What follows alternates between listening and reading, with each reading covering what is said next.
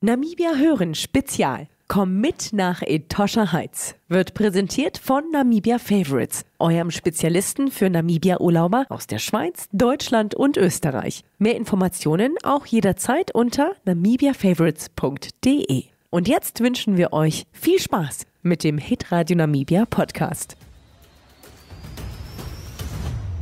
Namibia Hören, der Hitradio Namibia Podcast.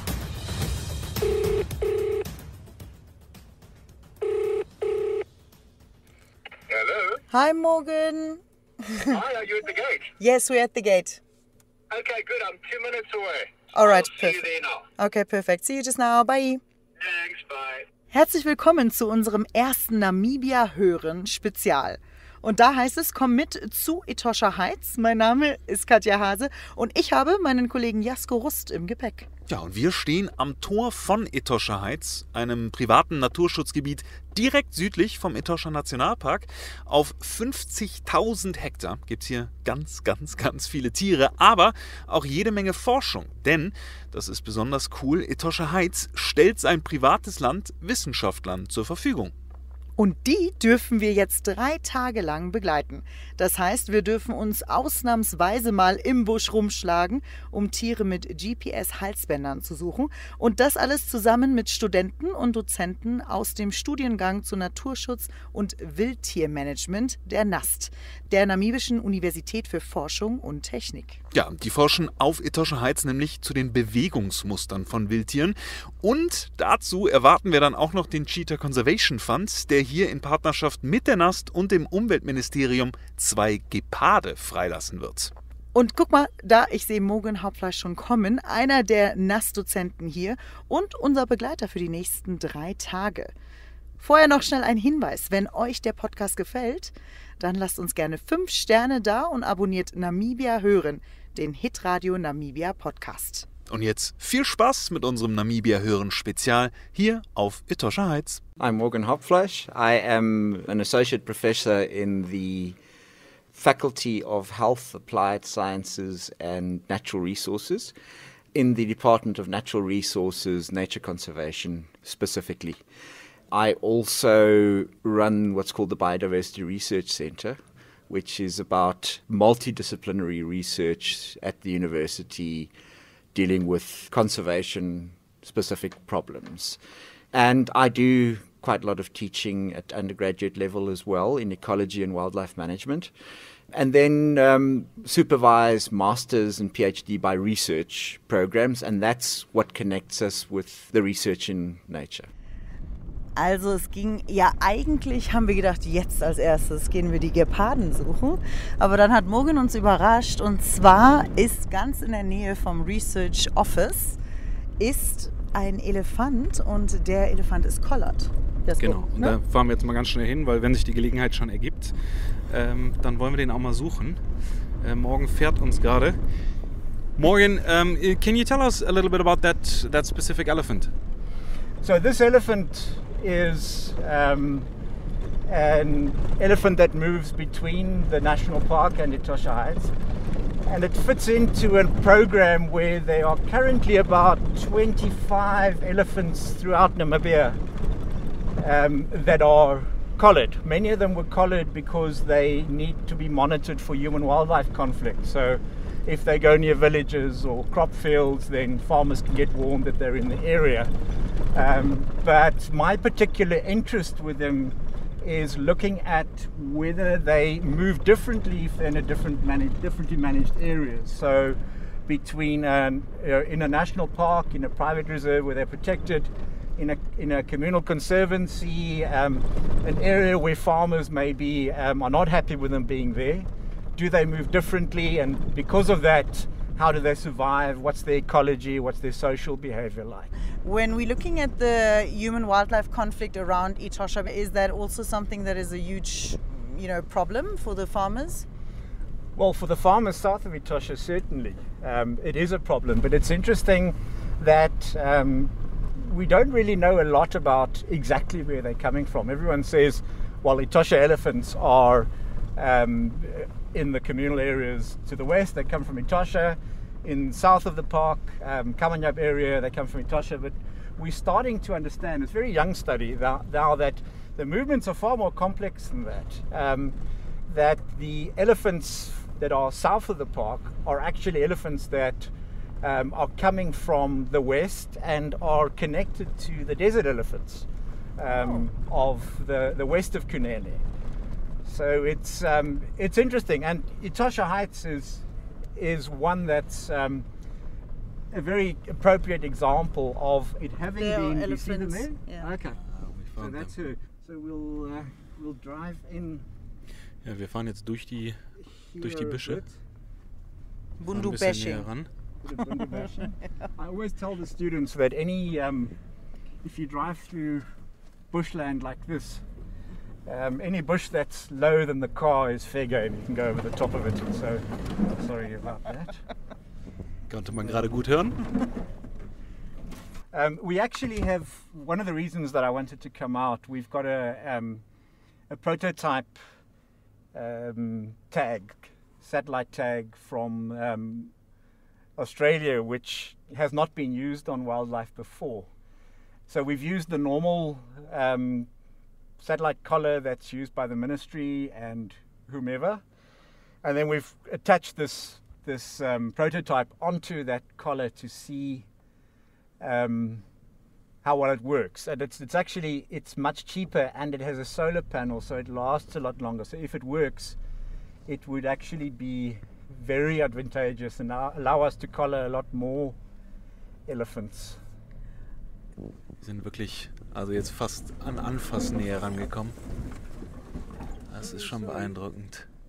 Oh, und der eine oder die eine ist nicht so happy mit uns.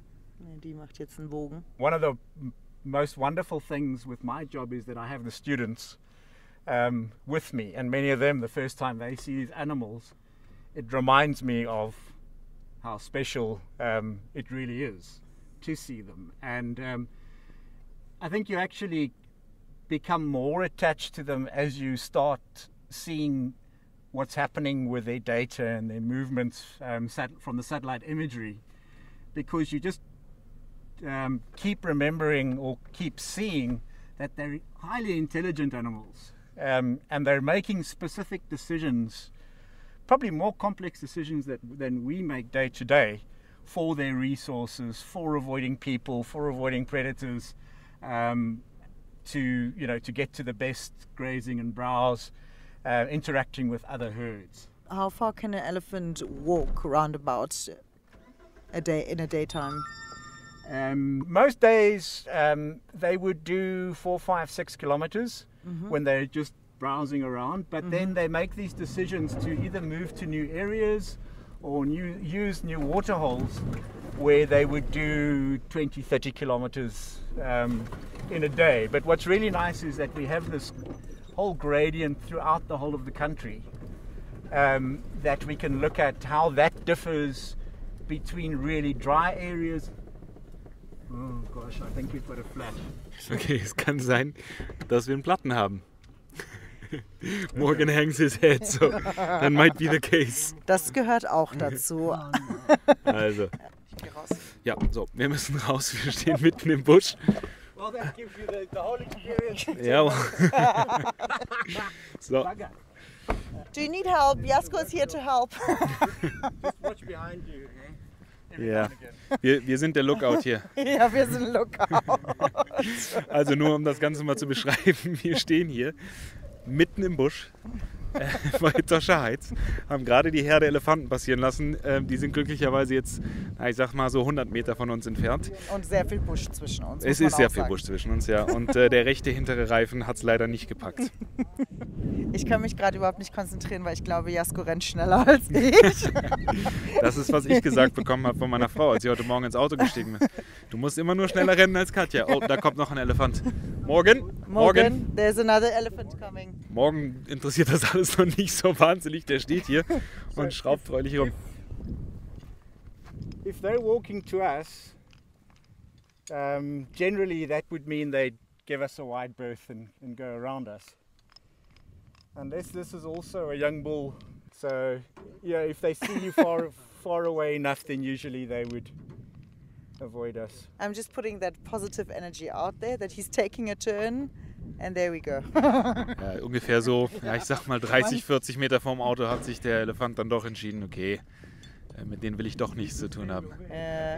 Was ich faszinierend finde, morgen interessiert das alles wirklich, also er ist wahnsinnig ruhig. Wenn der nicht stresst, müssen wir auch nicht stressen. Ich wollte gerade sagen, das ist, glaube ich, das Beste, was er hätte machen können. Wenn er nämlich jetzt uns gesagt hätte, wir müssen voller Panik ins Auto, dann hätte es, glaube ich, etwas unangenehmer werden können. Aber so sehen wir, glaube ich, alles in allem ganz okay.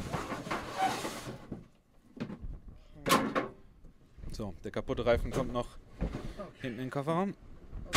Morgan, how often does that happen to you? Fairly often, maybe too often. Too often. So, Reifen repariert. Wir sitzen wieder im Auto. Es kann weitergehen. Cheetah Conservation Foundation hat schon angerufen, wie ich höre. Und die warten nur auf uns. Also werden wir wahrscheinlich quasi nahtlos weiterfahren, um den Geparden auszusetzen. Jasko und ich mussten uns trennen und Jasko fährt bei Morgan mit. Und ich bin bei Bart im Auto. Bonjour Bart. Bonjour. My name is Bart Bali. I'm French. I'm in Namibia since almost 7 years now. I arrived here working for Cheetah Conservation Fund, mainly releasing cheetah around Namibia. And also I've been working for R&D Private Game Reserve as a guide, and which is also a company who work closely with Cheetah Conservation Fund. I came back to Cheetah Conservation Fund in April 21 because Dr. Markers, the director of the Cheetah Conservation Fund, needed someone to do the release, and she offered me to come back to do the release because that's what I was doing in the past for her. Okay, also Bart ist aus Frankreich. Er hatte das große Glück, dass er einfach in Afrika so ein bisschen das gefunden hat, was er liebt. Den Busch, die Freiheit, das Wilde. Und jetzt ist er hier und seit 2021 wieder für Cheetah Conservation Foundation unterwegs. Und was mich natürlich sehr interessiert ist, wir haben 2 Geparden mit dabei. Warum haben wir die Geparden? Und als allererstes natürlich, wo kommen die eigentlich her? But where do these 2 cheetahs, where do they come from? So those 2 cheetahs are 2 wild boys who've been captured on a farm in Hobabis, which is the eastern part of Namibia. So the farmer basically called us, telling us that he captured 2 cheetahs on his farm in a trap cage, and he doesn't want to release them on his farm because of his livestock and the neighborhood as well. So he asked us to come and pick them up. In that particular case, those 2 boys are very wild. So it's going to be a relocation. That's what we call a hard release. So we pick them up in a spot, in a place, and we just release them in another place. There's not a proper relation build up between the cheetah and us, just because they're going to be released on farmland, and we don't want wild cheetah to be too comfortable with humans. So, for instance, the animals that are released here, are they released here so you think that they're going to go into Etosha? There's a chance for them to go in Etosha. That will depend on plenty of facts. It's going to depend if they found female, if there is enough food, the competition of the other cheetah around as well, the predator competition, scavenger around as well. Cheetah kill a lot of animals, but they get robbed a lot as well. So all this pressure, environmental pressure, is going to make them move around, and it's difficult to know if they're going to go to Etosha National Park or if they're going to stick in Etosha Heights. We can't very anticipate that movement. What we do when we release them like that, we're going to monitor them. Since those ones are wildcats, we cannot approach them, but we can check their clusters and check if they kill, what kind of species of animals they're going to kill, the size, and that helps us to have an idea if they are surviving, like taking care of themselves. And then after, hopefully they will also spread their genetics, which is very important. So I just wanted to add, we have a strict protocol to make sure there's enough space for the cheetah, to make sure there's not too many cheetah on site as well, or too many other predators. Enough prey density for the cheetah, and make sure that it's properly fenced, or if it's not properly fenced, that all the neighborhood is in a conservative way. We don't want to release cheetah in a place where they're not welcome, because that will just not, it's not a solution to our problem. So it's very important, we choose our site very carefully, and we always it's a collaboration with, for example, we are collaborating with Etosha Heights or with R&D Private Game Reserve. I think also one thing that we have, you know, a cheetah is on the bottom of the food chain for predators, right? Yes, yes. So cheetah kill a lot. They kill a lot because they get robbed a lot. So a cheetah which is not hungry might just kill the animal in front of him and eat as much as he can and leave, because very often they're going to get robbed by hyena, brown hyena, spotted hyena, leopard, lion. Even some black-backed jackal will be able to chase a cheetah away from its kill. And which is important to know, it's when a cheetah hunts, he develops a very fast speed, which is a very big effort. And then it's going to increase the body temperature. And that's why the cheetah can run for only a short distance, because if you keep running, it's going to have a heat stroke and going to pass out. So when they're done killing, I don't know if you've seen in the documentary, you will see the cheetah is always sitting with his kill on the ground and he's just panting heavily to cool down the body. That is a critical moment for the cheetah because his body temperature is too high. So if a predator comes, he can't run away. They are a light animal compared to a leopard, a brown hyena, or lions. They can't fight them. They are really built for speed. But this is the second time that you guys are releasing cheetahs on Etosha Heights, right? Yes. The first time was in February. Okay. And was it also two cheetahs that you released? It was 2 cheetah from Robabis as well. Same configuration, adult cheetah, about the same age. Okay. So we released them in Etosha Heights in February. They stick around for about a month and a half. Yeah. And then they broke in Etosha National Park. Okay. And from there, unfortunately, one of those 2 cheetah died. We don't know exactly how. We just found his body, part of his body, with a skull who was broken. So. Is this why we're gonna release it? I think that's what, because there's water. Ich glaube, wir haben den Platz erreicht. Die Zebras gucken noch ganz interessiert, aber ja, also wenn ich das Zebra wäre, würde ich jetzt rennen. Spätestens jetzt. Wir steigen jetzt aus. Oh, ich habe Jasko gefunden, nicht nur die Zebras. So, wir machen uns bereit. Was ich sehr interessant finde, ich habe vorhin mit Morgen nochmal gesprochen, das Ganze soll ja eigentlich relativ unspektakulär sein. Ne? Also ich meine, hier ist ein riesiges Aufgebot, aber am Ende des Tages wird es dann wohl so sein. Käfig geht auf, Gepard springt raus und ist weg, oder? Ja, ja. Die armen Tiere sind natürlich auch schon ein bisschen länger jetzt in den Käfigen, ne? Richtig, das stimmt. Und sie sind auch schon einen Monat, habe ich gerade gehört, von Bart, seit einem Monat ungefähr unterwegs. Also zuerst wurden sie in Gobabis gefangen, im Osten Namibias. Dann wurden sie natürlich getestet, ob alles in Ordnung ist, ob sie gesund sind. Und da wurde festgestellt, dass der eine Gepard ein Zahnproblem hat, Jasko. Also das fand ich auch ganz interessant. Dann musste natürlich erstmal ein Zahnarzt her und der musste natürlich da helfen. Und erst nach der ganzen Prozedur, ja, sind wir jetzt hier. Okay, so Bart fährt jetzt das Auto hier in Position. Hinten drauf der Holzkäfig mit den Geparden drin. Käfig ist vielleicht so 1,5 Meter mal 1 Meter groß. Der zweite Käfig ist jetzt auch vom Buggy runter. Beide Käfige sind nebeneinander. So, wir positionieren uns jetzt vorsichtshalber mal hinter den Käfigen. Und dann geht es auf 3 los. Und die Käfige gehen auf und nichts passiert. Die Katzen bleiben in den Käfigen drin. Gut, aber wir haben gehört, die sind schon ewig jetzt unterwegs auch. Eigentlich wurde uns gesagt, wir gehen mal vorsichtig langsam wieder rückwärts, dass die Katzen sofort rausschießen werden. Okay, die erste ist raus und rennt sofort in Richtung Busch und die zweite auch und hinterher. Das ist ein schönes Bild. Die rennen sofort in den Busch, ab sind sie weg.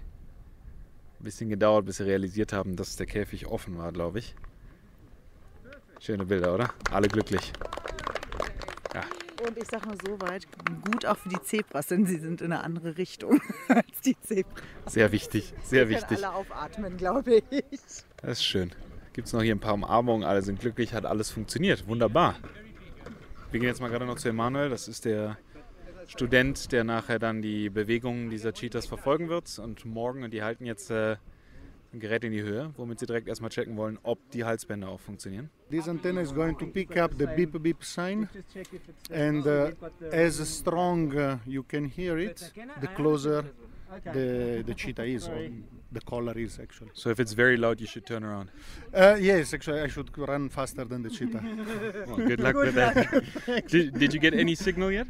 Actually, yes, but on another collar that we have in the car at the moment. So at least it is working, but we will have to set it on the other frequencies. I am born Italian. My name is Emanuele. Obviously here I'm known as Emmanuel because it's easier. I decided to come here because I was doing forestry in Italy, and in 1999 I had the chance to come here to do research on seeds of local plants. Then in 2000 I decided to come here to be a tour guide, to do something cool in my life at least once. Then I went back to Italy, I tried to settle, I left university, I started to work, I couldn't stay there anymore.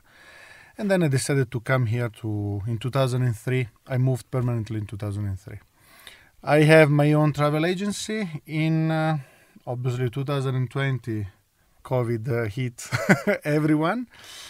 And thanks also to my wife, we decided, you know what, why don't you finish your university? So last year I've been admitted at the third and final year of the bachelor degree in natural resources management. This year I'm doing my honors degree at the age of 47 with 3 kids and a travel agency that is not going so well, but is picking up again. From the Emmanuel that came to Namibia to the Emmanuel that is sitting next to me now, how has your way of thinking changed with regards to conservation? It really started to change deeply as I started university, because they are really giving me the instruments to understand what conservation is. We should just try to slow down our living and just start to be more in connection with nature. That's where, to me, conservation should start. Okay, also Emmanuel hat tatsächlich die ersten Signale von den beiden gerade freigelassenen Geparden empfangen. Idealerweise sollen sie den Genpool in der Etosha bereichern. Aber andererseits haben es diese Wildtiere so an sich, dass sie als allererstes wieder versuchen, dahin zurückzugehen, wo sie herkommen. Und in dem Fall ist das die Gegend um Gobabis, also südöstlich von hier. Dementsprechend, mal abwarten, wie es mit diesen Tieren weitergeht. Dazu werden wir dann morgen mehr hören. Termiten stapeln nicht nur ein Sandkorn auf das andere, sie bauen gemeinsam einen großen, starken Termitenhügel. Und genau so kannst auch du mit der Etosha-App ganz bequem einen Teil zum Naturschutz beitragen. Wenn du durch den Etosha Nationalpark fährst und deine entdeckten Tiere in die Etosha-App einträgst, machst du dadurch einen kleinen, aber feinen Unterschied. Unsere Beauftragten für Naturschutz nutzen die gesammelten Daten und erfahren daraus, wie viele Tiere wir überhaupt in der Etosha haben und was ihre Bewegungsmuster sind. Darüber hinaus bekommst du in der Etosha-App ganz viele Fakten zu allen Säugetieren. Ganz bequem in deiner Hosentasche. Lade dir einfach vor deinem nächsten Etosha-Besuch die Etosha-App runter und markiere fleißig deine gesehenen Tiere. Mehr Infos auch unter www.etosha-app.com. Die Etosha-App, die Etosha zum Leben erweckt. So, ein neuer Tag hier bei Etosha Heights. Die Sonne ist gerade eben aufgegangen. Wunderschöner Blick über die freien Flächen hier vorm Forschungszentrum. Und ich habe gesehen, dass der Erste, wie sich das gehört, der hier auf ist, schon der Forschungsleiter ist. Morgen sitzt schon mit Kaffee drin und ich sehe, er hat auch schon den Laptop ausgepackt. Und was ich jetzt hoffe, ist, dass er eventuell schon ein paar Daten für mich hat, um zu sehen, ob eventuell die Geparden schon unterwegs gewesen sind. Good morning. Good morning. May I join you? Yes, please. Morgen Some coffee. Oh yes, perfect. I see you are already looking at some data here. Yes. Any chance we spotted the cheetah already? So we're getting the first updates now from the cheetahs on their collar locations, which are now getting hourly updates. So when Emmanuel, my student, starts monitoring them today, he can have a good idea. Vielleicht ganz kurz zur Erklärung. Wir benutzen einen Laptop und auf diesem Laptop haben wir sowas wie Maps quasi. Also wir sehen Satellitenbilder, Und darauf sind dann einfach kleine Punkte eingezeichnet, um zu kennzeichnen, wo sich diese Geparden aufhalten und wo sie in der letzten Stunde waren. Wir haben hier ein kleines Fenster, da steht Tag Activity und da ist ein ganzer Haufen Elefanten. Was ist da noch? African Elephant, Cheetah, Cheetah, Cheetah. All your colors. Yes, so we work very closely with the Ministry of Environment, Forestry and Tourism. So some of these data on maybe protected species are confidential, but we have a number of them because our studies include herbivores from giraffes to kudu, eland, lion, hyena, black-footed cats and everything. But these particular cheetahs, so there's one of them, so 5165 was updated at 5 a.m. Good timing because Emmanuel just woke up and is joining us. Good morning, Emmanuel. Good morning, good morning. Did you have a look at any updates yet? Not yet, because the internet was not supporting this project. Okay, well, I'll save you the suspense. We've just had a look. Okay. And as we expected, these cheetahs are homing. Okay, so good. they've moved around the mountain. So they did about a 10-kilometer trek west in the night, and they are right on the southern boundary of Etosha Heights. So again, they obviously tried to move south. So they're along the boundary. So still in probably a stressed mode, not knowing where they are. Haven't switched over into the exploring mode yet. Now the neighboring farm here is a friendly, so we call it a friendly fence. So the farmer on the other side hasn't got a very intensive farming operation. He will now be alerted as well, and so it's on the fence line. But the Etosha Heights anti-poaching patrollers will now also go out in that area, and they'll make sure that the fence is secure. It is electrified as well, so that the animals do not move. But they've established now where the southern boundary is, and they'll probably move up and down it for a bit before they start exploring. And that might be by later today or maybe only tomorrow. Who knows? They make their own decisions. Ja, wir schauen mal. Wir werden auf jeden Fall das Ganze heute im Laufe des Tages weiter verfolgen. Wie das gestern schon war, wir wissen nicht so hundertprozentig, was heute passieren wird. Wir wissen auf jeden Fall, dass wir jetzt schnell einen Kaffee trinken und uns dann ins Auto setzen und mal schauen, ob wir die Tiere finden können beispielsweise oder ob zwischenzeitlich vielleicht ein Alert reinkommt und wir wieder irgendwie nach Elefanten suchen oder welche anderen Tiere auch immer auf uns heute warten. So, jetzt ist meine Kollegin Katja auch wieder da. Wir starten unseren treuen Gefährten hier. Katja, wo geht's hin? Wir fahren jetzt hinter Emanuel hinterher, denn es geht darum, dass wir jetzt die Geparden suchen, die wir gestern ausgesetzt haben.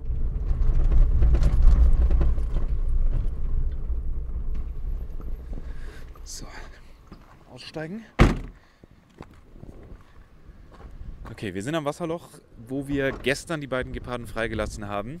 Und wir werden jetzt versuchen, mit der Antenne mal zu gucken, ob wir die ersten Spuren aufnehmen können. Emmanuel, how optimistic are you that we're gonna spot them here immediately? No, immediately no. Also ich glaube, die Tiere zu finden ist auch immer so ein bisschen Glücksspiel, oder? Auf jeden Fall. GPS ist natürlich auch eine Sache, das hilft in der Zukunft auch, aber wir reden hier von einer Fläche von 50.000 Hektar. Ne?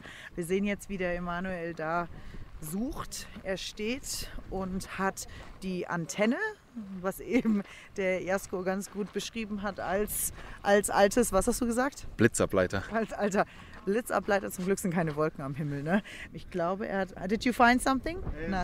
As expected, nothing at the moment. So we just proceed. Okay, also zurück ins Auto. So.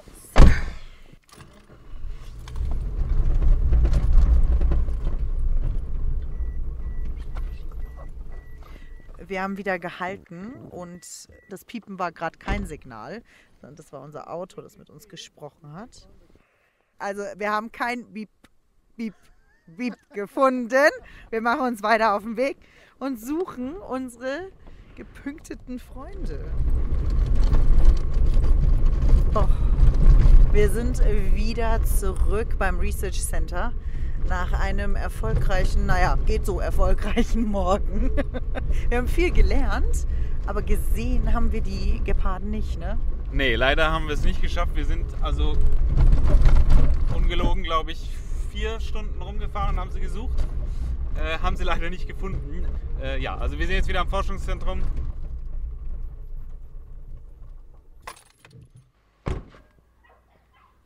Tja, okay, dann schauen wir mal, ob wir vielleicht morgen finden und ob der uns sagen kann, wo sich die Geparden rumtreiben. Okay, morgen ist da, das ist schon mal sehr gut. Morgan, we have a bit of an issue. Unfortunately, we could not find any cheetahs. There was no signal whatsoever. But I was hoping that maybe we could have a look at the GPS again and see why we missed them, where we missed them. Yes, VHF telemetry that the students were using this morning to locate is a hit and miss thing, and signals can bounce off mountains. If the cheetahs are in a little valley, that signal could be quiet. You're not guaranteed, plus electric fences, or there's interference even from vehicles, so it's not an exact thing, but I think it's important. That's sort of the old-fashioned way, and because we've got the luxury these days of satellites and all that, we can monitor them from our offices in Windhoek, but for the students to have been out there and understand what it takes actually, and to get visual on it, it's a good exercise. I don't think not finding the animals is a failure.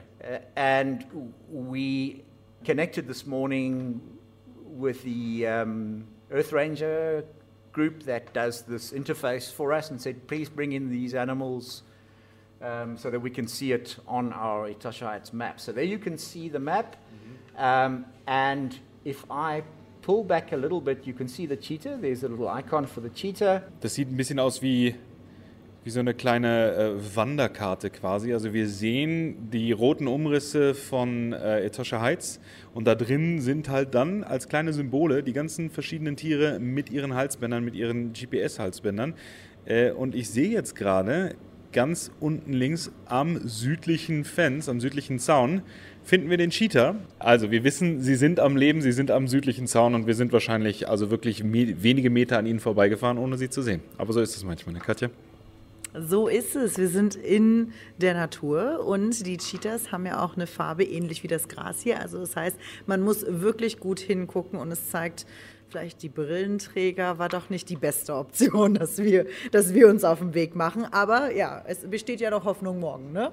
Und apropos auf den Weg machen, so ein Tag mit Naturschützern kann ganz schön anstrengend sein. Wir sind gerade eben reingekommen und ja, für uns geht's wieder raus ins Feld.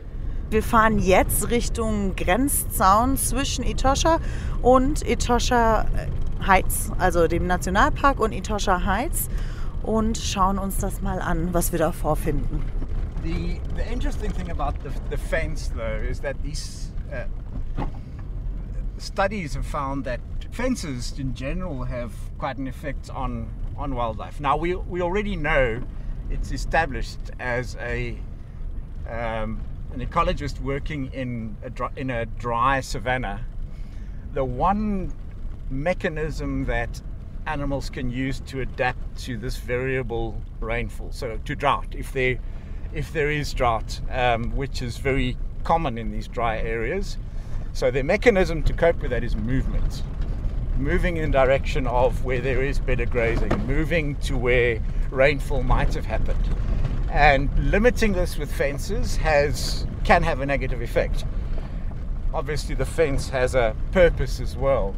But we've found now with the movement studies of springbok, oryx and kudu that have been done on Etosha Heights since 2018, that the decision to try and cross a fence results in a positive energy input of 30%. Wow. So the animal is gaining 30% more energy to grow, to reproduce, if it can cross that fence. So that's why you often see wildlife desperately trying to cross fences or walking up and down along fences or getting entangled in fences, because it really has a serious positive effect. And we've been able to prove that by looking at the movement studies and then using satellite imagery to see how the vegetation grows.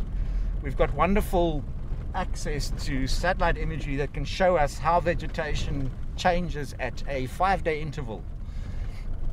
So using this fine-scale data, we've been able to establish this potential energy gain that the wildlife get. And have you found that, some animals, obviously, a kudu or impala can jump, but have you found that some of the antelopes, are more prone to move over or not really? That's the study that one of my students, Joseph, is looking at now, is whether the different species react differently to the fences. Yeah. So we've only studied these few species, but it's quite evident that kudu do. We all grew up on farms thinking and watching kudu jump over fences, but they're actually less bothered by going across fences. They use small areas, but certainly what we've seen is that the giraffe and the eland are species that cross fences very regularly. Really? Like eland, do they jump? No. Yes, eland really? are jumpers. Amazingly, Wow. they have extremely powerful hind legs. So you can see an eland bull of 600 kilograms Wow. jump over a 2.4 meter fence from a standing start. That's something that I've seen, which is just mind blowing.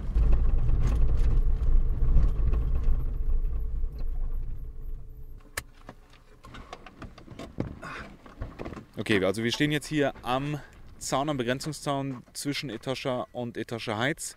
Und wie Sie sehen, sehen Sie nichts. Ja, also ich sehe ein bisschen was, aber hier ist auch ein Stückchen von nix, kann man schon sagen. Ja. Also der Zaun liegt mehr am Boden, zumindest auf einer Fläche von etwa, ich sag mal 20 Metern. Dahinter steht er stabil. Morgan, what happened to the fence? Well, wildlife decided that they needed to move, and our artificial boundaries are only that, they're artificial. So for the wildlife in the dry areas, they would need to move in order to get better grazing or whatever they need. So you can see the culprits' footprints here. So the elephants have obviously been the ones that are opening the fence or destroying the fence.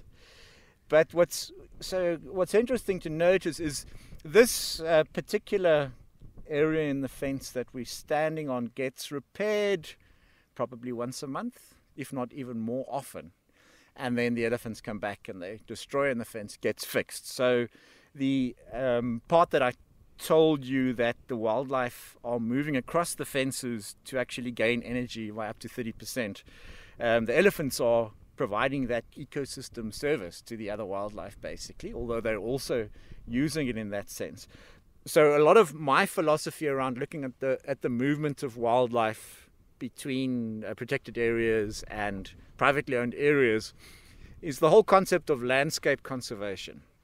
When I grew up and was trained as a student in conservation, the most important things for protecting wildlife was having fences and guns, because you wanted to keep animals in and people out, which was the appropriate strategy at the time when our wildlife populations were at their lowest. So we had to breed populations. What's happened now is we have really thriving wildlife populations, and you have these areas where there's an excess of animals that need to either move somewhere or die.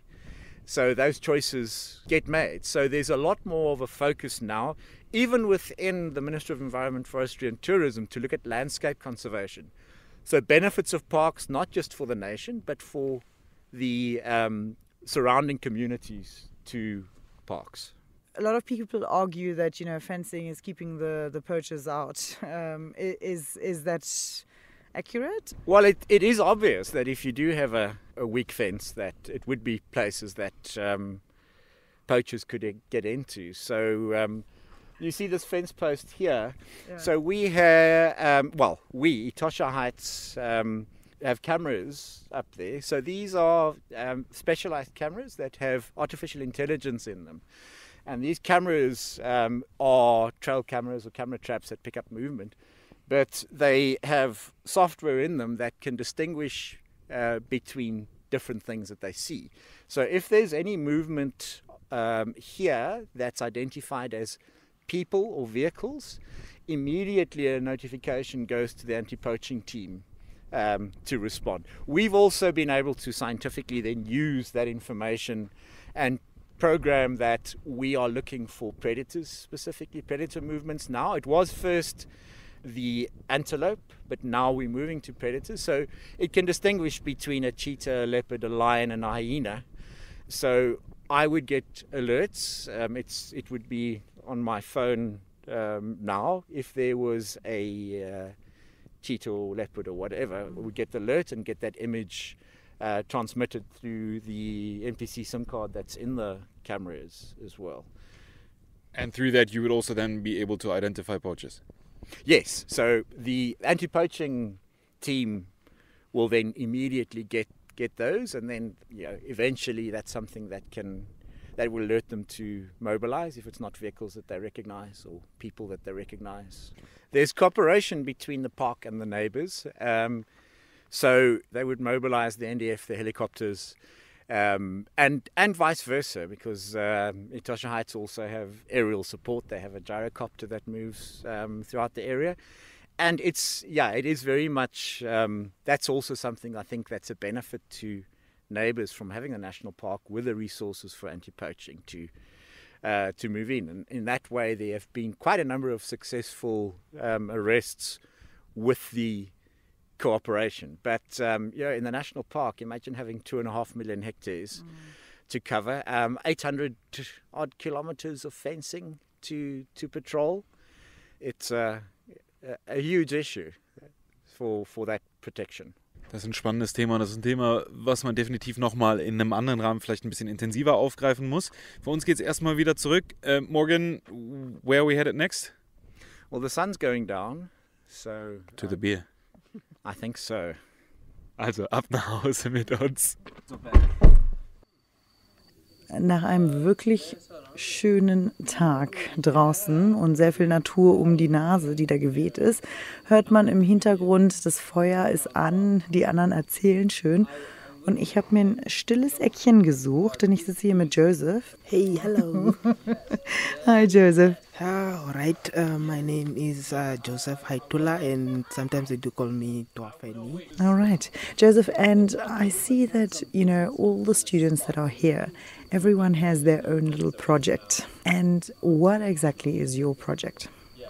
Okay, for now, my project is based on quantifying wildlife responses to fences. So how does different animal species respond when they encounter a fence? How do they respond? What do they do exactly? That's what I want to find out for myself. And how does these fences now affect them? Is it in a positive way or a negative way?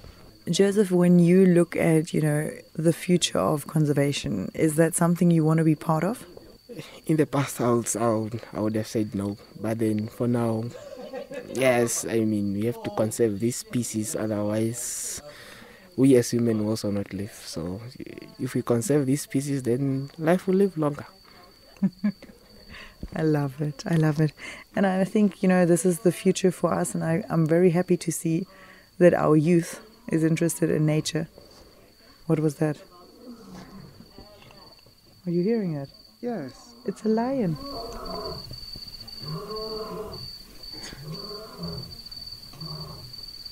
Jasko guckt mich gerade an von da hinten. Der stand nämlich eben ungefähr 10 Minuten am Zaun und hat gewartet, dass der Löwe sich meldet. Und jetzt, zack, da ist er. Wir sehen ihn nicht, weil es ist dunkel, aber wir hören ihn. Sehr schön. Natürlich ist Joseph nicht der einzige Student hier, sondern wir haben mehrere Studenten dabei, weil es gibt so viele Projekte, die wir hier kennenlernen dürfen und die hier auf Etosha Heights geresearched, wie man so schön auf Neudeutsch sagt, werden. Unter anderem Ezekiel sitzt vor mir und Ezekiel ist auch einer der Studenten, die hier sind. I'm just Ezekiel Akwenye, student from NUST, University of Science and Technology.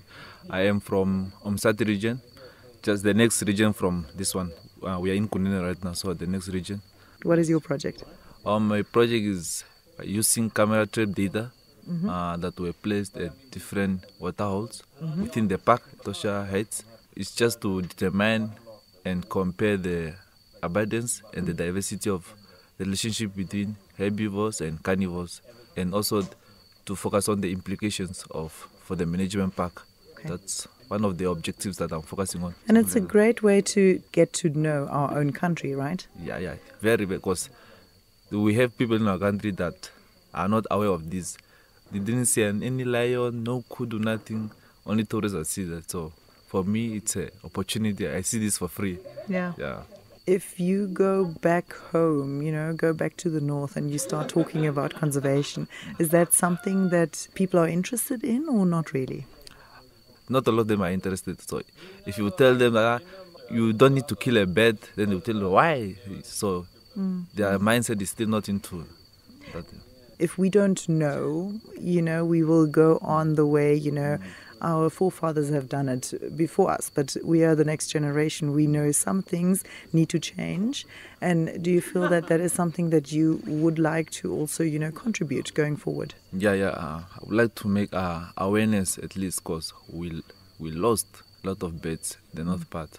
So I would like to do that in the future, because now the young generation is quite keeping up with what is going on and the climate change, so they are aware of that. So I think if I start an awareness, they will be more interested because they know what is happening around. Jetzt dürfen wir auch alle an das Feuer. Thank you very much. Thank you very much.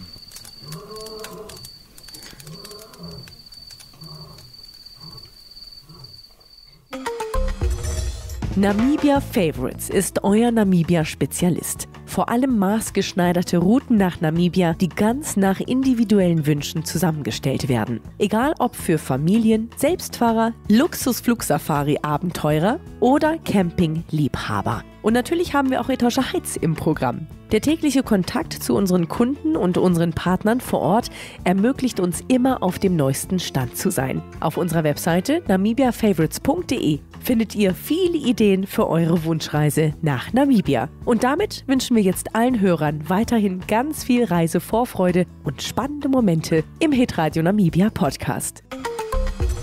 So, Tag 3 bei Etosha Heights. Es ist früh am Morgen. Die Sonne kommt so gerade ein kleines bisschen hinter den Wolken her, aber wir haben Action. Denn Morgen hat uns gerade Bescheid gesagt, raus aus den Federn. Ich hole euch ab, da kommt er schon an. Es ist sehr interessant, weil wir hatten eine relativ unruhige Nacht, weil wir die Löwen relativ nah die ganze Zeit gehört haben. Die haben uns wach gehalten und jetzt kam Morgen schnell angefahren und hat uns berichtet, dass er Lions with a Kill hat. Also Löwen bei einem erlegten Beutetier. Are there some lions collared here as well? Not yet. So we've concentrated on the herbivores up to now. But that will be one of our objectives in August when the UNAM Veterinary School come out here for training. We'll do lions in 2 separate prides. And then in Etosha National Park, they have a number of lions collared. So we're speaking to them about looking at connectivity and sharing information. There's a concept now in wildlife movement studies called landscapes of fear, that animals move to find mates, to find food, but then they also avoid what they fear. So looking at how they avoid perhaps areas of high tourism, if there's too much of an impact of tourism, and then how our herbivores respond, because they would avoid areas, even if there is good grazing for them, where predators are hanging out a lot, or that's what we expect. So that's why we'll have this carnivore-herbivore interaction. We'll also be collaring 2 hyenas, and we already have the cheetahs collared. Oh, there's a lion, isn't it? Yep, there she lies. So she's obviously still a bit tired from the kill, waiting for the pride to come in. She shouldn't be alone unless she's with that. Unless she's with that male that was calling last night. Because that's the only time the females would really pair off or go away from the pride, or there's another line at the kill. We won't bother them too much. Also wir haben 10 Schakale rund um 2 Löwinnen. Eine Löwin liegt ein bisschen abseits und die andere ist direkt am Beutetier dran. Und die Schakale drumherum, die wittern so ein bisschen ihre Chance, die warten auf ihre Chance. Das Beutetier ist ein Gnu. And Morgan, these jackals are just waiting for the lions to leave and then they will have their feast as well? That's right. So that's why one is constantly on the kill. How many times would they kill? Like, how long is this going to last, the lion? That's not a big wildebeest either. So they probably already ate a good half of it. Okay. They really gorge themselves. And then when do you think they would go to hunt again? Usually every 3 or 4 days. That size animal. Okay. Und für uns geht's zurück zum Camp, zurück zum Frühstück. Ja, wir dürfen jetzt auch. Time for work. Wird vielleicht ein bisschen weniger fleischlastig, unser Frühstück. Okay, so, wir haben Morgan gerade verabschiedet. Der ist auf dem Weg zurück nach Windhoek. Wir bleiben aber noch ein bisschen hier. Wir gehen jetzt noch Geparden suchen, oder? Ja, ich freue mich. Ich hoffe, ja, heute hören wir bestimmt so ein Piep, Piep, Piep, Piep. Mal abwarten, ich freue mich drauf. Wir fahren mit Emmanuel auf jeden Fall, es ist sein Projekt.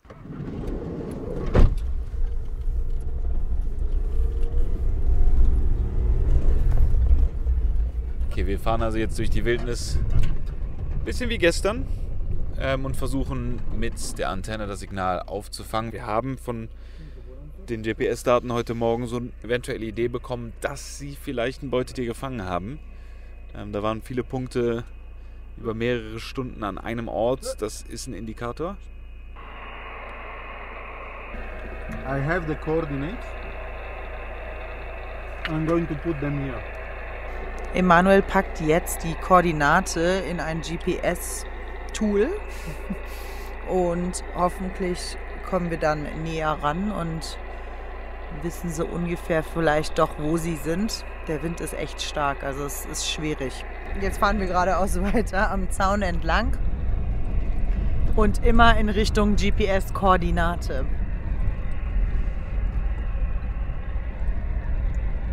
Emanuel braucht eigentlich mehrere Arme. Ein Arm ist draußen mit dem Blitzableiter, wie Jasko es so schön nennt. Ein Arm ist am GPS und das Bein fährt das Steuerrad, also das Auto. Aber wir lernen wieder, wie wir es gestern auch hatten, ne? Also Conservation Science ist nicht mal schnell eben irgendwo hinfahren und Tiere gucken und zack wieder zurück, sondern ja, das braucht alles seine Zeit. Morgan hat ja auch heute Morgen gesagt, er hat lange zuletzt so was Interessantes gesehen, wie wir mit den Löwen und den Schakalen heute Morgen. Das muss man auch dran denken. Wir sehen immer nur the glorious side of it und die Resultate. Aber was das beinhaltet, nämlich wirklich war Arbeit im Dreck und ganz viel Staub, das sehen wir natürlich nicht, ne? Und dürfen jetzt Teil davon sein und einfach sehen, das ist echt harte Arbeit. Dedication und ja, die Liebe zur Natur, ne, muss man schon haben. Okay, this is exactly the place where... Wir gehen mal raus. Shall we climb onto the car? Can you do that for me, because my ankle is really not helping me. Yeah, just go for it. Also der Jasko hat sich jetzt auf das Auto draufgestellt oben mit dem Blitzableiter. Aber wir hören kein Signal. Emanuel ist etwas frustriert, weil er jetzt nicht weiß, wie er sonst suchen soll. Weil es ist ganz komisch, dass man dieses Signal nicht hört. Entweder muss es wirklich an dem starken Wind liegen, dass das einen Effekt hat, oder vielleicht auch am Zaun, oder die sind einfach schlauer als wir, diese Geparden. Das kann natürlich auch sein. Okay, aber dann fahren wir jetzt erstmal wieder den Zaun entlang, diesmal dann in östlicher Richtung und schauen, ob wir sie nicht vielleicht auch irgendwie entdecken können, wobei wir ja schon von Tag 1 eigentlich gehört haben, also dass wir sie sehen, ist sowieso eigentlich fast unmöglich, aber dass wir vielleicht ein Signal oder irgendwie ein Anzeichen von einem möglichen Beutetier entdecken.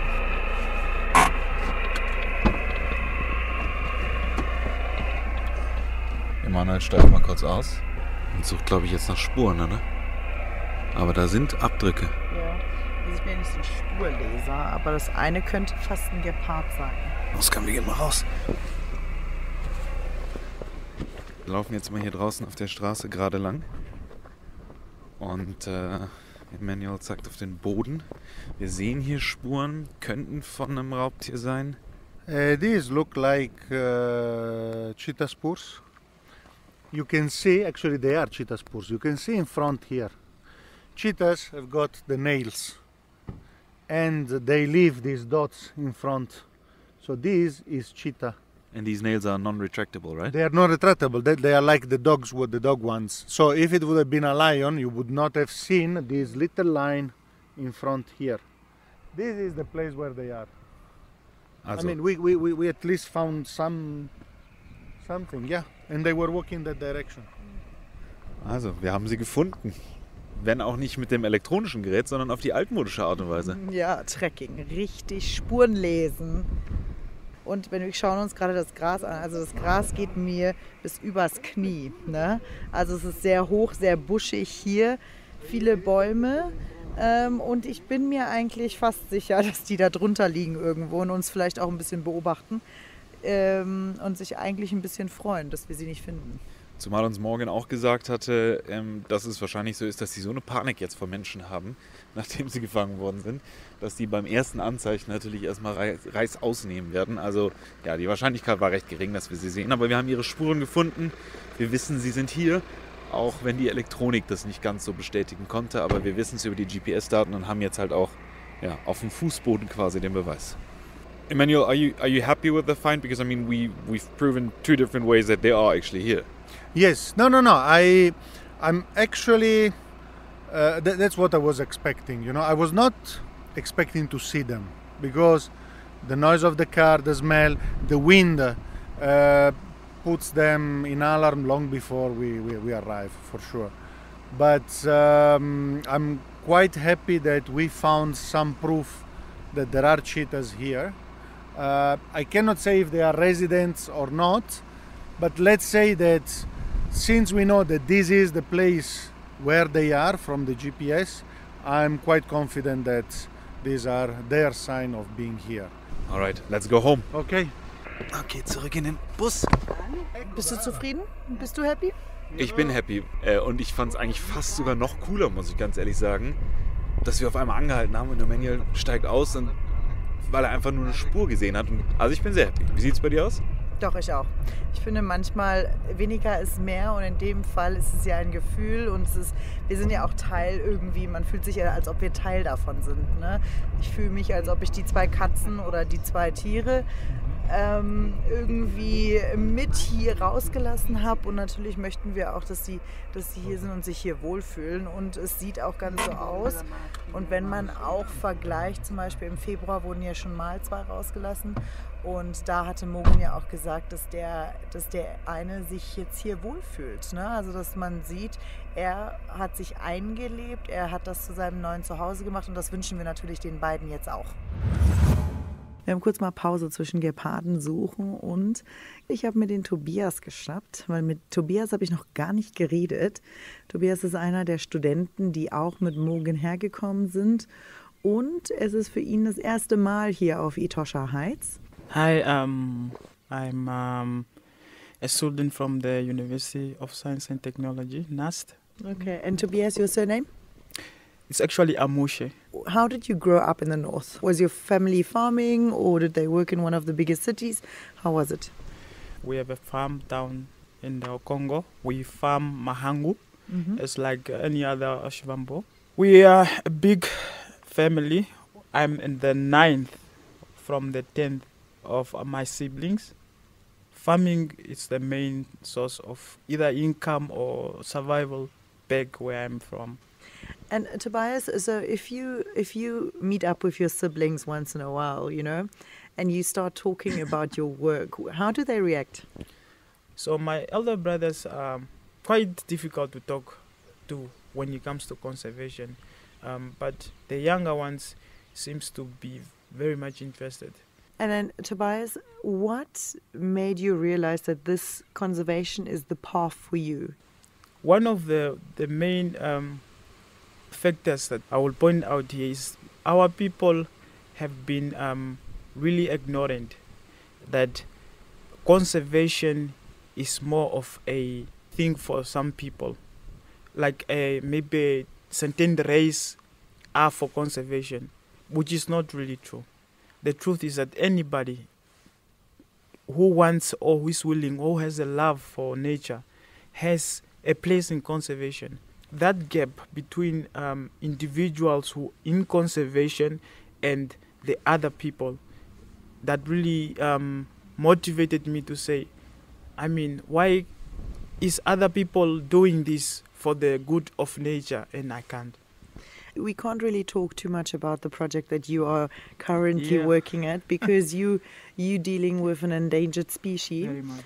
Being able to collect data and help and find a solution that this animal is not maybe in the future endangered, or how can we help it to survive? I mean, how does that make you feel? I mean, it's my privilege. Anybody who has gotten this opportunity will feel really good. I mean, talking about the project, the species that you are talking about here is currently is a critical endangered actually, and we must do everything. Not just me. I mean, we must all do everything that we can to prevent this extinction. Für uns hieß es heute natürlich die Löwen sehen, aber auch noch mal raus, die Geparden suchen. Und ja, wir sind jetzt zurück hier beim Research Center und so langsam werden wir vom Researcher, entwickeln wir uns zu Touristen, denn wir dürfen jetzt noch mal ein Highlight erleben, oder Jasko? Ganz genau, für uns geht es nochmal auf Tour und zwar auf einen Game Drive. Wie lange ist dein letzter Game Drive her? Oh, das ist eine unfaire Frage, weil ich mache öfters mal welche. Wie lange ist deiner her? Gut, also bei mir ist es schon eine ganze Weile her, dementsprechend freue ich mich richtig drauf. Und das Auto ist schon da, alle stehen bereit, alle warten auf uns, also... Ja, ich glaube, wir machen uns auf die Wege, bevor die Sonne untergeht. Ne? Ja, wird kühl schnell, ne? Ach nein, kennen wir doch. Und natürlich kennt Katja den Tourguide. Hallo! Hello! Hi! Hi, how are you? Fine, thank you. How are you? I'm good. Yeah. This is Jasko. Hi, how are you? Mamsi. Hi, Mamsi. I am Mamsi. Pleased to meet you. Okay.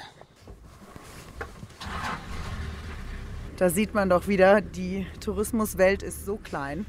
Und es ist so schön, ich liebe es einfach. Also man kann mit Katja nirgendwo hinfahren, ohne dass sie nicht mindestens 50% der Leute kennt. Aber es ist auch irgendwie herrlich. Aber jetzt sehen wir schon die Zebras, ne? Ja, so schnell geht das. Okay, fertig, können umdrehen. Aber ich muss ganz ehrlich sagen, Katja, ich finde es wirklich beeindruckend, weil in diesem hohen Gras, in diesen hohen Büschen, das alles zu sehen, Hut ab. Da sind sie. Ja. Da sind die Ellis, ja. Oh, ja. Beautiful. Und genau vor den Elefanten stehen die Springböcke. Da sieht man einfach den unglaublichen Größenunterschied zwischen so einem kleinen Springböckchen und einem riesengroßen, wie man sie nennt, Gentle Giant. Da sind auch wieder kleine dabei, ne? Jedes Mal oder fast jedes Mal, wenn wir bisher Elefanten gesehen haben hier bei Etosha Heights, waren auch Jungtiere dabei. Man weiß gar nicht, wo man als erstes Nee, das stimmt. Also rechts direkt neben uns sind die Elefanten. So, wir stehen jetzt hier genau zwischen den Elefanten auf der rechten Seite und den Springböcken auf der linken Seite.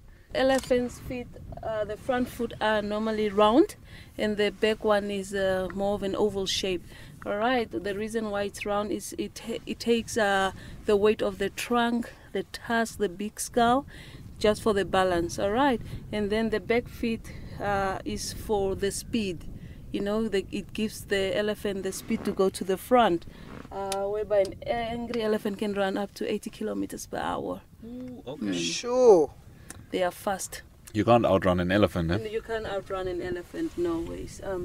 And also the communication between elephants is whereby an elephant would put down their trunk on the ground, place it, and elephants in a different herd will be picking up the message through vibration underground with their feet. So that's how they communicate. And what I find fascinating, especially about the desert elephants, right? I mean, when they walk, they communicate to other elephants where the water is and things like that, correct? Yes.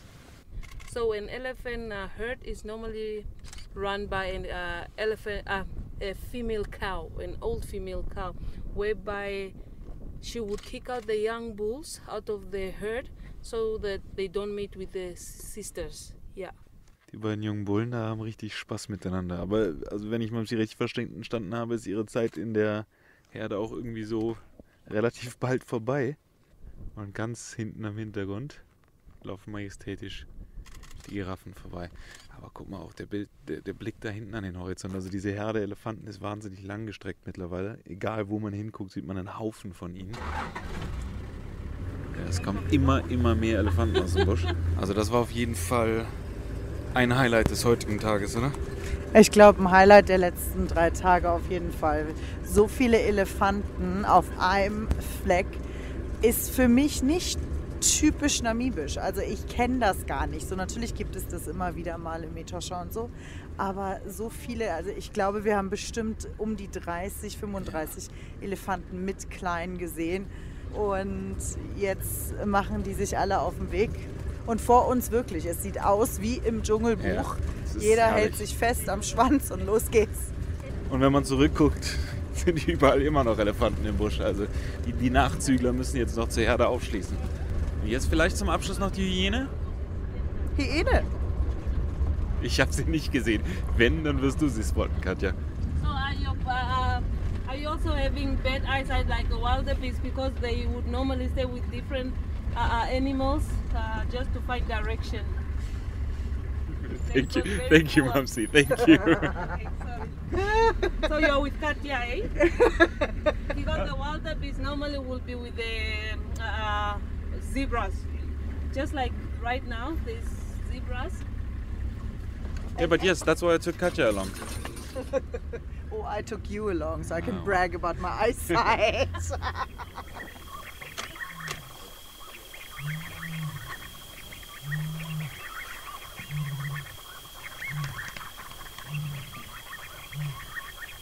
Das waren die Geräusche der Nachts über Etosha Heights. Was für ein Ende von einer wahnsinnigen Ausfahrt, oder Katja? Wow, wir standen hier, durften die 2 Elefanten noch mal beobachten am Wasserloch. Dann waren die weg und wir dachten so, ja, jetzt hier noch Sundowner, schnell machen, ein Bierchen trinken. Und bevor es losgeht, auf einmal, steht da ein Nashorn. Also es war ein Traum. Unfassbar intensive Begegnung und im Hintergrund der Löwe, der wahrscheinlich gar nicht so weit weg war. Also ein unfassbar würdiger Höhepunkt dieser Reise nach Etosha Heights, oder? Also wir hätten es nicht besser faken können, muss man ehrlich sagen. Und Jasko, wenn du nach links guckst, zwischen den Wolken sieht man den kleinen Mond, der da rauskommt. Also ja, wir haben alles. Und wir können jetzt zum Feuer gehen und unsere Geschichten erzählen. Und genau das machen wir auch. Das perfekte Ende für perfekte 3 Tage. Namibia Hören, der Hitradio Namibia Podcast. Namibia Hören Spezial. Komm mit nach Etosha Heights wurde präsentiert von Namibia Favorites, eurem Spezialisten für Namibia-Urlauber aus der Schweiz, Deutschland und Österreich. Wenn euch die Erfüllung eurer Reiseträume und eine schnelle, komfortable Reiseplanung mit professionellen Ansprechpartnern wichtig ist, dann meldet euch doch bei uns für ein passendes Reiseangebot. Wir schicken euch gern auch zu Etosha Heights. namibiafavorites.de